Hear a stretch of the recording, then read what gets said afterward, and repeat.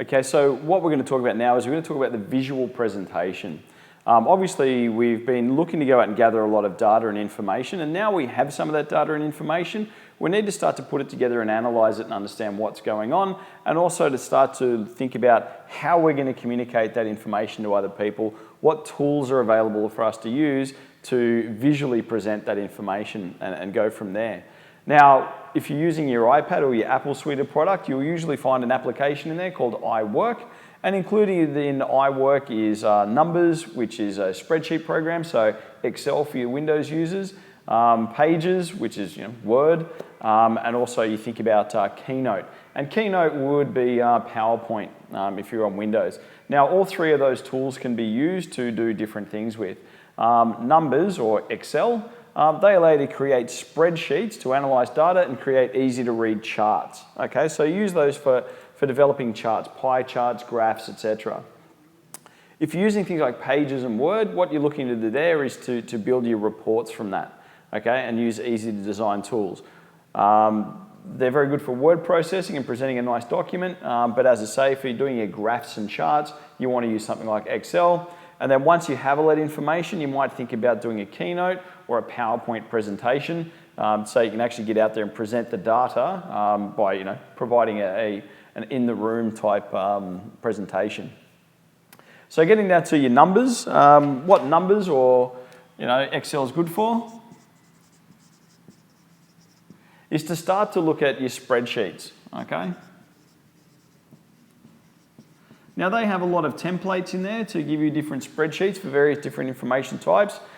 Make sure you have a look at those. Consider using tables. Okay, once again, both Microsoft and Apple do put out some very good tables and charts that you might be able to want to use, and then you're going to create charts from that information. Okay, so you're going to mostly load data into there. So that's statistics, information, that sort of gear. Responses to surveys, whatever it happens to be, you can measure those things and find out what you've got. When you then go over to Pages, what you're likely to do with Pages is to come up with, there will be some creating and formatting of tables. You might want to sort out values and that's when you can actually start to create the document itself. Okay, once again, there's a whole range of templates there that you're going to use. So start to think about what is the information that you have and what's going to be the best way to convey that in a document. Okay, what's the nicest formatting and what information do you want to have on that? Once again, there's a whole range of templates out there which you can download to use, or you can make your own custom templates as well. Make sure you jump in there and start looking at what's available to you. Particularly for your spreadsheet templates, what you'll find is if you open Numbers, it already comes with some. Same for when you're looking at Excel. That information will be there. Apple do some fairly good design for those, so there is at least something, and you're not just going off into the dark with no concept and no clue. They do provide you those. So have a look at what they've got. Some of them are, you can get a really clear idea of what sort of information to go well on there.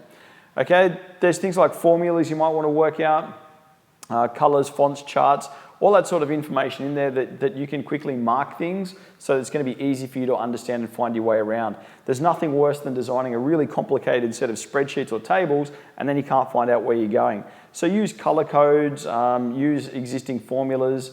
That way, really what you're then looking to do is use a simple system and be able to drop in the graphics that you want to support what you're doing. Okay, so you're not getting lost in there. Okay, when you get down to using tables, you're just trying to put the information in there and do calculations. Okay, so there's a whole lot of functions already on there that you can use. It'll cover almost any sort of situation that you can think of, and you can start to get those numbers together and start to create a chart from the information. Now, you've got a range of different charts that you can use. You can use the old, you can come up with a pie graph if you want. You can come up with the old, bar graph. You can come up with a line graph, or you can come up with a whole range of different tables, charts, three-dimensional tables, whatever it happens to be. Now, that's always going to come down to being situational in your business, but the design factor I would give you is make your chart easy to read. Okay, if it's some great big chart and you've got some itty-bitty tiny little thing there, no one's going to be able to read what's going on. Okay, so make sure it's something that people can actually read, becomes a big one. Make sure it's appropriate. Don't have some overly complicated, overly detailed chart for people who might not be used to reading charts. Okay, so think about who's going to read this information and what they're going to be able to do with it. And you want to keep charts as simple as you can. That's the point of a chart or some sort of graph, that we can look at it and quickly pick up information. If we've got something that looks, there's lines going all over the place, they're not going to read it. They're just going to get really confused by what you put.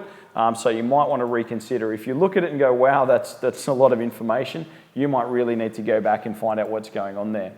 Okay, so once we have all these charts and data, what we start to look at then is we start to think about, well, what are we going to do with it? And at some point, what we're going to have to do is we're going to have to present it to people. And really, that's where we start to get into Keynote, or PowerPoint. Now, I'm not going to get into too much. Look, there's, if you look up Keynote or PowerPoint, unfortunately in business land, these things are done to death. Okay, there's a million on SlideShare and places like that. There's about 1 million PowerPoint presentations. Some of them are terrible. The key thing that I would say is regardless of whether you're using Keynote or PowerPoint, look, it's a presentation. Keep it to the information that people need.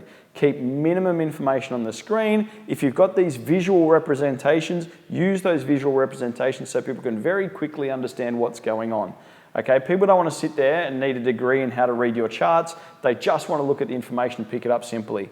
Keynote and PowerPoint, they aren't the presentation. You are still the presentation. The key point here is that everyone makes it all about having the biggest, fanciest, most convoluted PowerPoint or some really flashy display. It's really not about that, and sometimes that actually works against you because all it does is confuses the heck out of the people watching. They're not sure what's going on. Or if you've got some wave of information on the screen, all they do is they start reading that and ignoring you. The benefit to the Keynote and PowerPoint is they are presentation enhancers and they're there to help you deliver an amount of information. They aren't the information itself.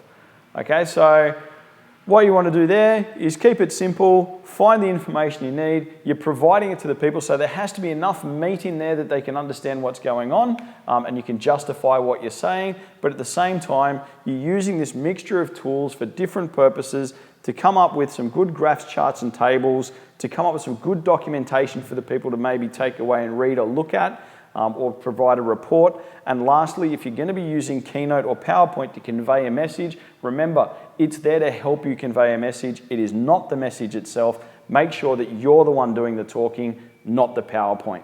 Okay? And if you keep those things in mind, you'll have far more effective visual presentations than people that just sort of send out information on a PowerPoint hoping it does the work for you.